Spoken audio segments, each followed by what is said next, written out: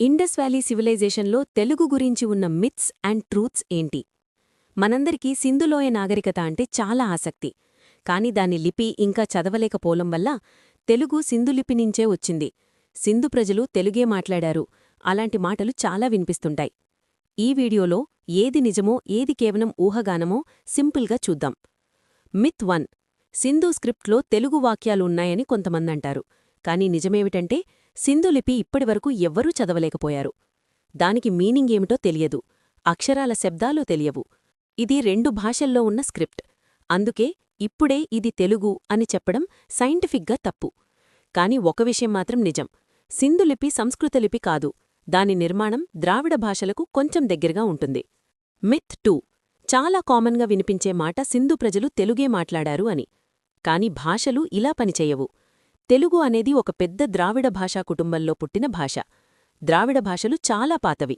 కాని తెలుగు భాష ప్రత్యేకంగా బీసీఈ 1000 తర్వాతే స్పష్టంగా వేరైంది. సింధు నాగరికత మాత్రం అంతకంటే చాలా ముందే ముగిసిపోయింది. అంటే సింధు ప్రజలు తెలుగు మాట్లాడారు అనడం రోమన్లు ఇటాలియన్ మాట్లాడారు అనడం లాంటిదే. వాళ్లు పూర్వీకులు కావచ్చు, కాని అదే భాష కాదు. మిత్ 3. కుండల మీద ఉన్న సింబల్స్ తెలుగు అక్షరాలని కూడా అంటారు. దక్షిణ భారతదేశంలో దొరికిన పాత కుండలమీద చాలా గుర్తులు ఉంటాయి. అవే గుర్తులు సింధులోయలో కూడా కనిపిస్తాయి.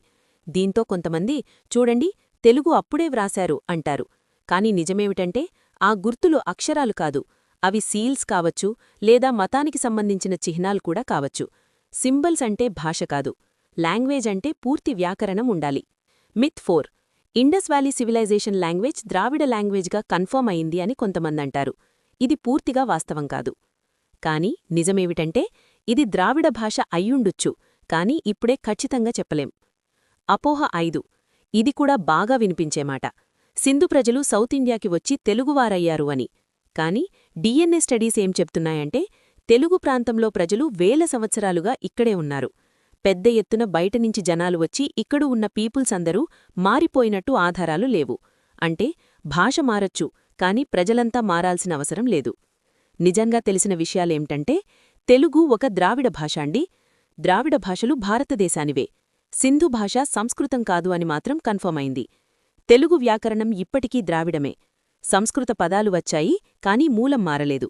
ఇంకా తెలియని విషయాలేంటంటే సింధులోయలో ఏ భాష మాట్లాడారో, ఒకటా రెండా భాషలున్నాయా, ఆ లిపి భాష కోసం వాడారా, లెక్కల కోసమా అని. ఇలాంటి అపోహలు ఎందుకొస్తాయంటే మన భాషే అతి పాతది అని చెప్పుకోవాలనిపిస్తుంది. కాని చరిత్ర అలా కాదు. ఎవిడెన్స్లుంటేనే నిజం. తెలుగు గొప్ప భాష. దానికి అపోహలు అవసరం లేదు. దాని అసలు గొప్పతనం రాళ్లలో ఉంది, కుండల్లో ఉంది, మన మాటల్లో ఉంది. Thank you for watching. Keep watch more videos like this. Please subscribe, like and comment.